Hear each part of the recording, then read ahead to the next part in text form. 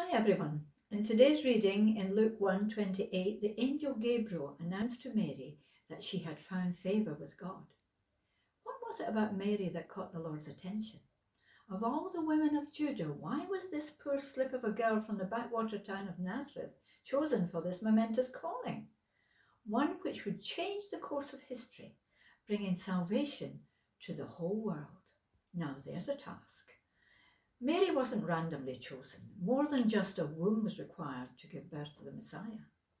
She needed to be capable of mothering this child appropriately until he was 33 years old.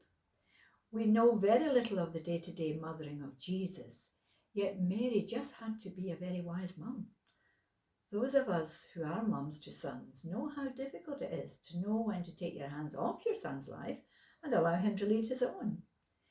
In the choice of Mary, the good Lord took all that into consideration, knowing that Jesus would spend a substantial amount of time with his mother.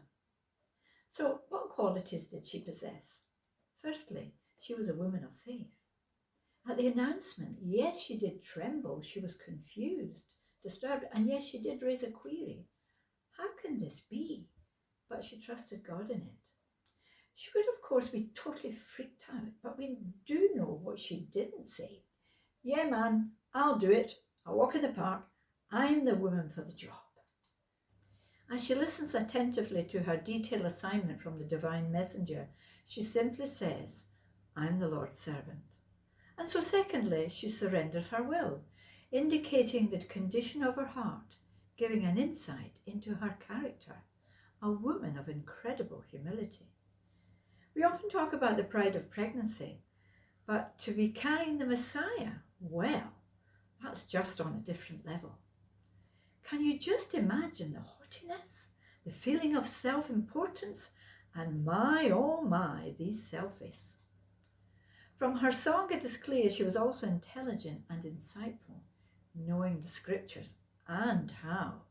In the first century, unlike the boys, Jewish girls didn't learn in the synagogue, but it's apparent that Mary was a student working from home, which shaped her inward and outward life. However, I think the most important reason she was chosen was because she recognized her need of a saviour. Mary is not to be worshipped. She would certainly not wish to be so. Yet we can learn so much about her life, just like many other characters in the Bible.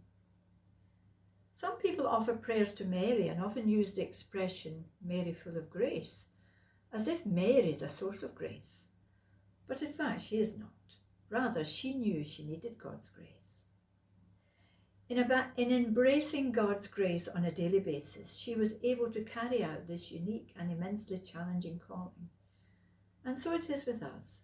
God's favour or grace in our lives gives us the ability to do things which may seem impossible to us.